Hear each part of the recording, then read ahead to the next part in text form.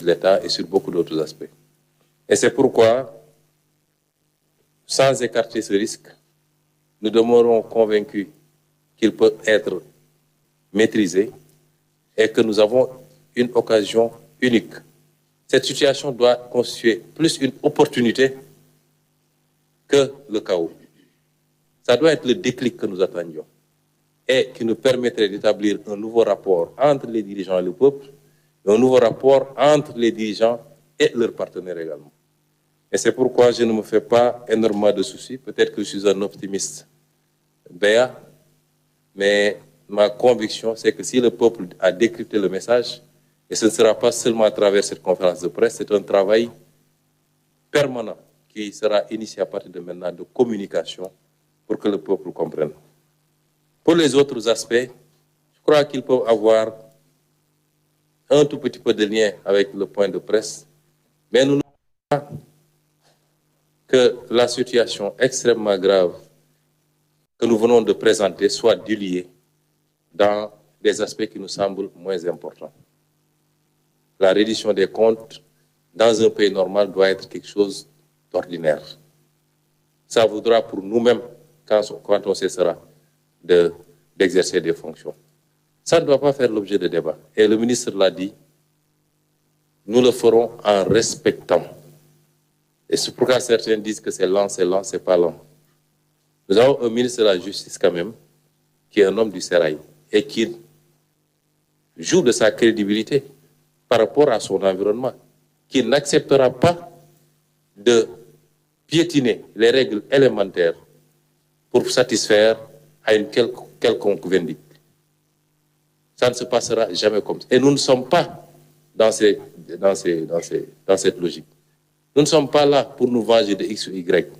Ça ne nous intéresse pas. Ce qui nous intéresse, c'est tout ce qui a trait à la gestion de la chose publique. Point.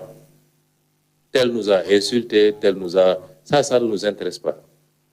Et le peuple sénégalais, comme tous les peuples de ce monde, exige de ceux à qui ils ont eu à confier des responsabilités qu'à un moment donné, ils rendent compte. Ça ne doit pas faire l'objet de tous ces débats.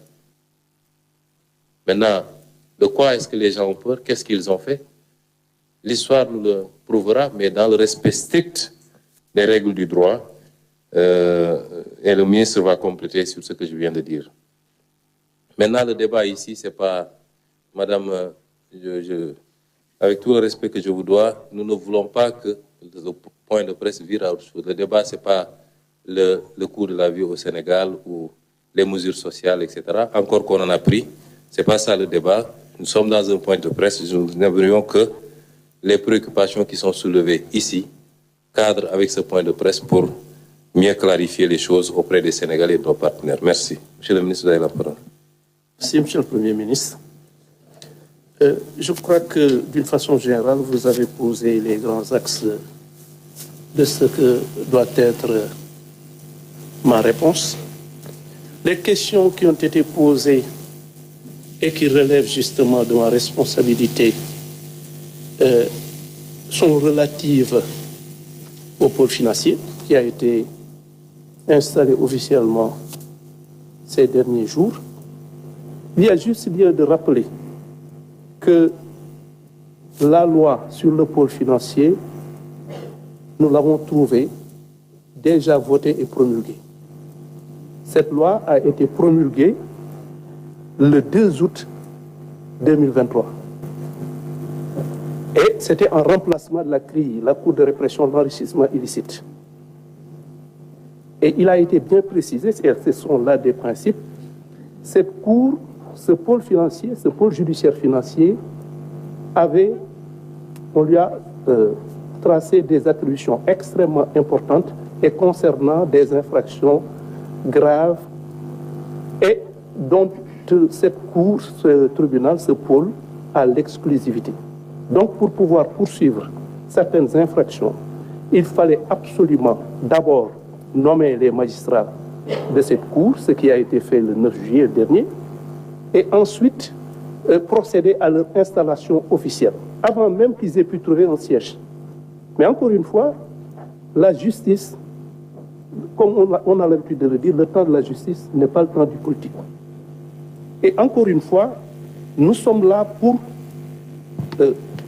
gérer un département déterminé. La justice entre dans le cadre normal des attributions d'un État.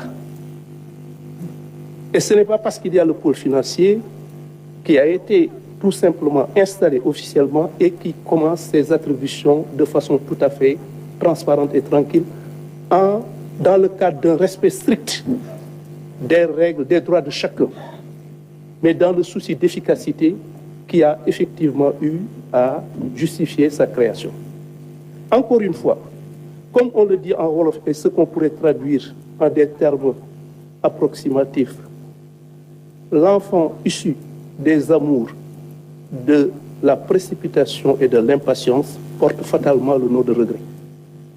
Et nous n'avons pas l'ambition de regretter quoi que ce soit. Tout ce qu'on peut dire, c'est qu'on va s'en tenir aux principes sans faiblesse et dans le respect des principes des droits de tout le monde et surtout dans une application rigoureuse, impartiale et indépendante de la loi. Ceux qui me connaissent savent que je ne suis pas là pour que l'on me dicte la conduite à tenir. Et jusqu'à présent, je dois reconnaître qu'on nous a laissé la pleine liberté de nos mouvements et nous veillerons à ce que cet état de fait perdure. Nous ne nous laisserons pas influencer par des pressions, les choses sont lentes ou pas, la justice fera son travail dans le respect des principes, de ses prérogatives et dans le rythme et suivant le rythme qui lui convient. C'était juste ce que j'avais à dire. Je vous remercie, Monsieur le Premier ministre. Merci. Monsieur le ministre de l'Économie. Je remercie, Monsieur le Premier ministre. Je voulais ajouter à ce que vous avez dit à propos de notre signature.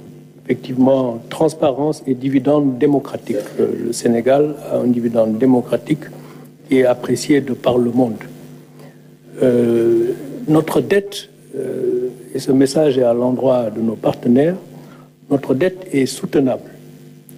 Et le plus important pour la signature d'un pays, c'est la trajectoire de cette dette qui va être réduite et la crédibilité de ceux qui s'engagent à réduire cette dette d'une façon donc soutenable et qui soit, disons, favorable à une économie saine et prospère.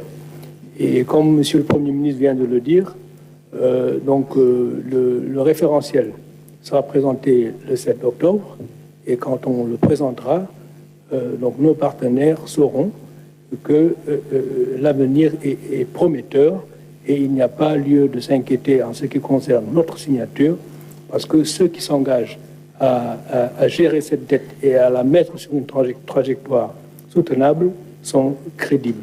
Voilà. Merci, madame. Merci beaucoup, Monsieur le Premier ministre. Nous allons peut-être autoriser une